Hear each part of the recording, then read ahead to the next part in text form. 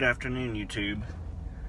Sorry it's been a while. I haven't posted any updates on the Durango or the Scat Pack, but we just went to the track Sunday and we did a few things to the Durango and the Scat Pack, and I just wanted to give you all an update on what we've done so far.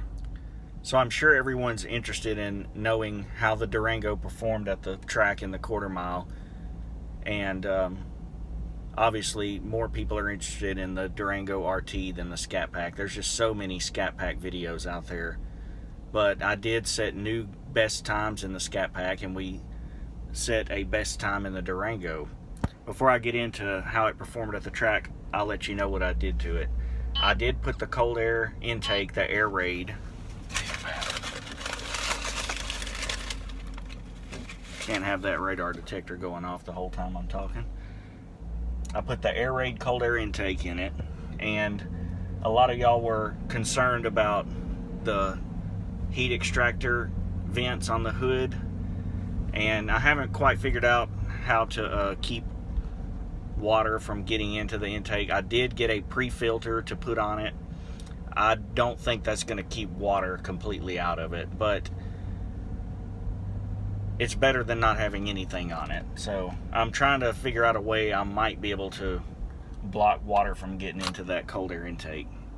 But I put the cold air intake on it, and as crazy as it sounds, I took my old 275 40/20 Arturo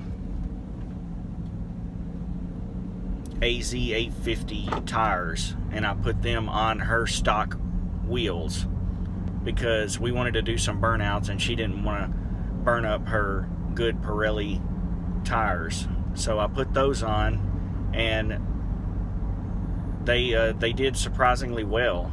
I mean, the vehicle probably has about 370 horsepower and no telling what it's put into the wheels. But and then to top it all off, I took the captain seats out and the third row seat out, and I will say that that was very difficult to do by myself, especially, but I think it was worth it because those seats weigh a lot. I have no clue exactly how much they weigh, but it's a lot, so I know we took out a significant amount of weight. And I'll go ahead and post the video of the quarter mile that we actually filmed. We did 4 passes in it. She did 3 and I did 1, and our best time was a 14.54. She did a couple of 14.9s and a 15 flat, but I was impressed with the 14.54. I didn't think this big SUV, 3-row SUV, was going to be able to go that fast down the track, and it really surprised me. For the Scat Pack, of course, I have my taser with track mode. I have my 305 4518 Pirelli ET Street R's on the 18x10 Bravado wheels, and I took my seats out too, my back seats. And what else did I do to it? That's it. I turned the mirrors in just to, take away a little bit of drag, but I did set a new best 0 to 60 at 3.9 seconds, and I set a new best quarter mile time, 12.16. I did 4 passes in the Scat Pack also on Sunday, and all the other 3 passes were at 12.3, 12.33, 12.37, 12.35, and then I waited, let the car sit for a little while and cool down, and then I went back out right before they closed at 5 o'clock and did that pass at 12.16. So that's my all-time best in the Scat Pack, which is completely stock. There's no tune or anything on it. I do have the mini racing bullets in place of the mufflers, and I do have the air raid cold air intake in it, but there's no boost or tune or headers or cam or anything like that in it. So 12.16 for a stock 4-door is impressive, if you ask me. I was very pleased with it. So I'll go ahead and show you some of the things I did to the Durango, and then I'll attach those videos of our best runs at the track.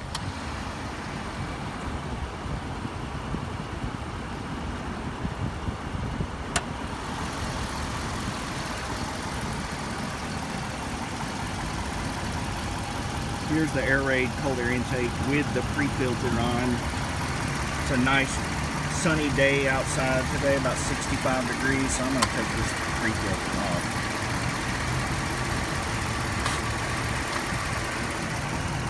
And there it is.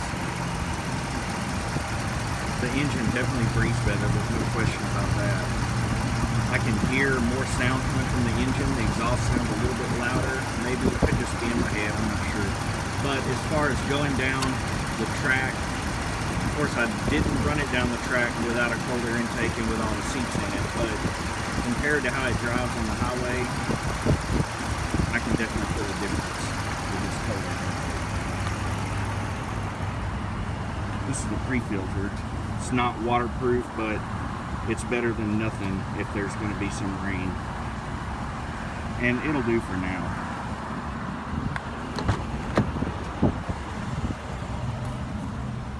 And here's what the Durango looks like without any seats in it. So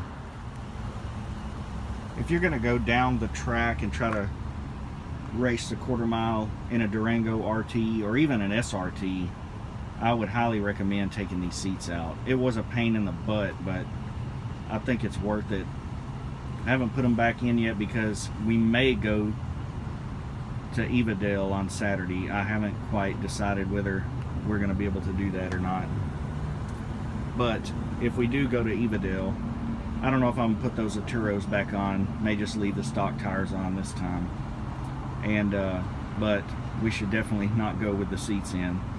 And I would say that I probably wouldn't have run in the 14s, and she would not have hit 14.9 in the Durango RT without taking the seats out. If those heavy seats had been in here, I don't think we could have hit those times.